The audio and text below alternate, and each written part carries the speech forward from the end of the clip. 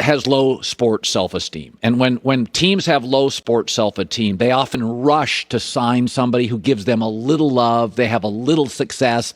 And the team is like, Ryan Fitzpatrick, Buffalo Bills, had a really good September, and the Bills signed him to a long contract.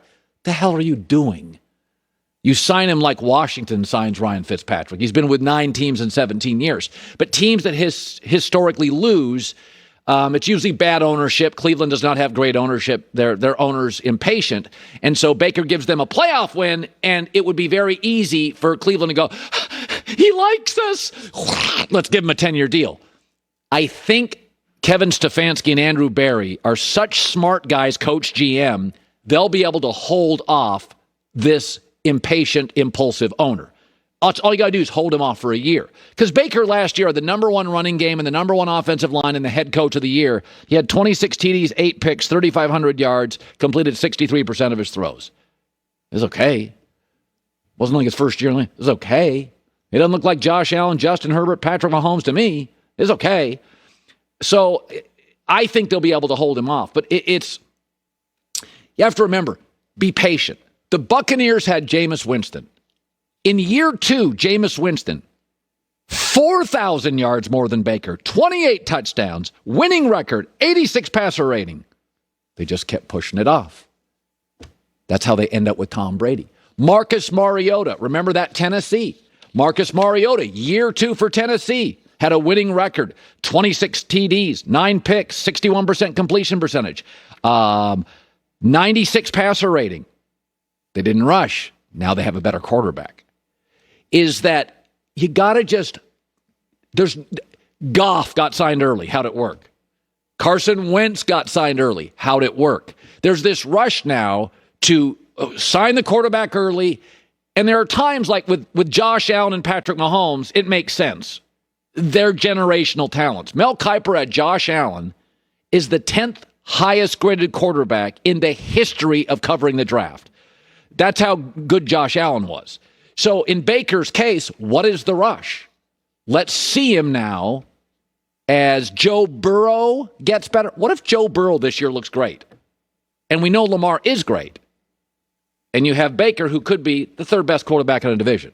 Let's just wait. There's no hurry on this stuff.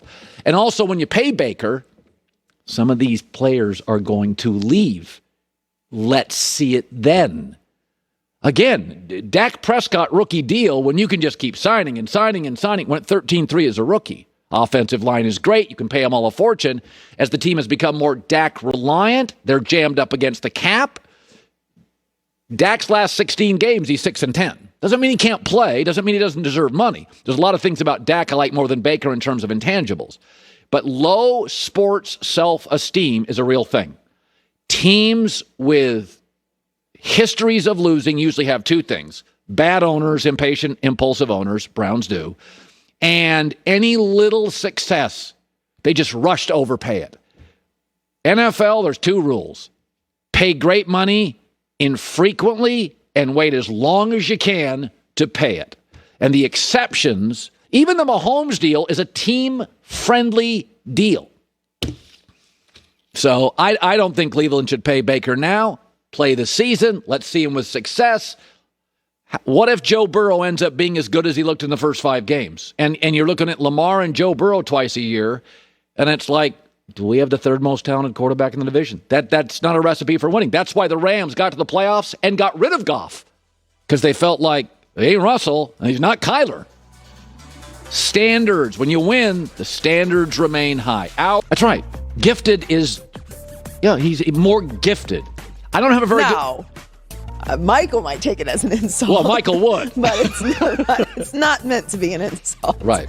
So the Suns will likely have Chris Paul back for Game 3. He's listed as probable for tonight's game and intends to play. Boy, that's been a fuzzy situation. We kind of... Yeah, I was thinking about that driving yesterday. I feel like me and you do a lot of thinking while we're driving. I'm like, what is going on with that? Like, how is he probable?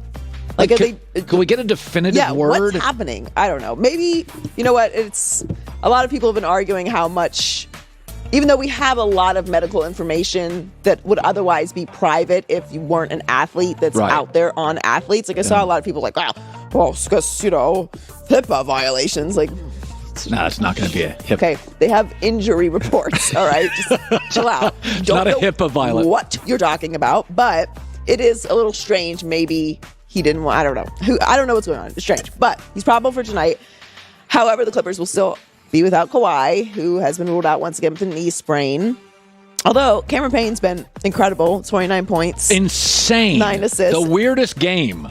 His game is it's George Gervin-y. It's weird. He plays with such a fun intensity.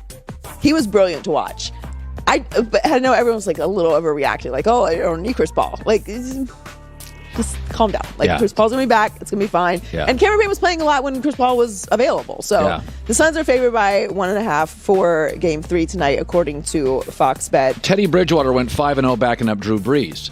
You can have backups that come in and for brief times, you don't really know how to defend them. You haven't seen a lot. There's not a ton of tape. They play with an elevated level of urgency. Yeah. And all of a sudden you look up and you're like, Teddy Bridgewater just beat us. Wait, he's not Drew Brees, but Cameron Payne is an NBA player with the ability to score. Yeah. Long. Exactly.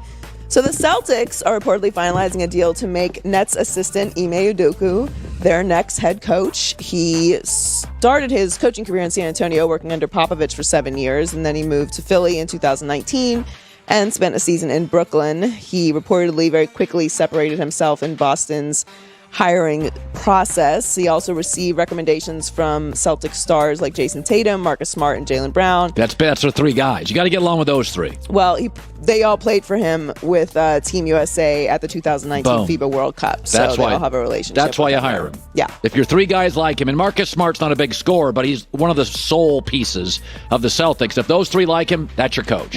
He played 7 seasons in the NBA, and it never hurts to be starting your coaching career under Popovich, who has an unbelievable reputation with assistants getting jobs throughout. Yeah. Andy Reid, yeah, a great coaching tree. So I like this hire for the Celtics.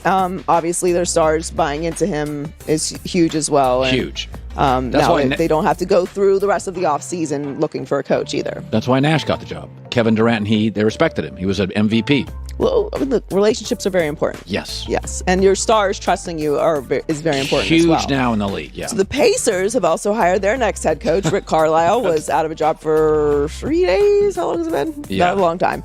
He reportedly agreed to return to Indiana next season. He'll sign a 4-year, $29 million contract. This will be his second stint as the Pacers head coach. Yeah.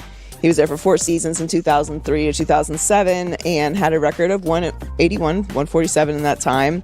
He was with the Mavs for 13 seasons and won a title in 2011. They were 34-38 last year.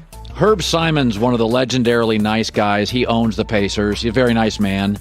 Herb and Rick, I'm sure, ended on good terms because Herb's a nice guy. People really like him. So when you end on good terms, sometimes you get hired back. That's the way it works. Well, we have lots of discussions about the coaching carousel in the NBA. And, every once in a while they will insert some new blood, which I think is very needed, especially when you have these young players who, have a different energy and there's a relatability factor and all of that. But I actually think that Rick Carlisle is a great fit. Not just because he has been there before, but I think he's a great fit for the Pacers. I think this is a good hire for them.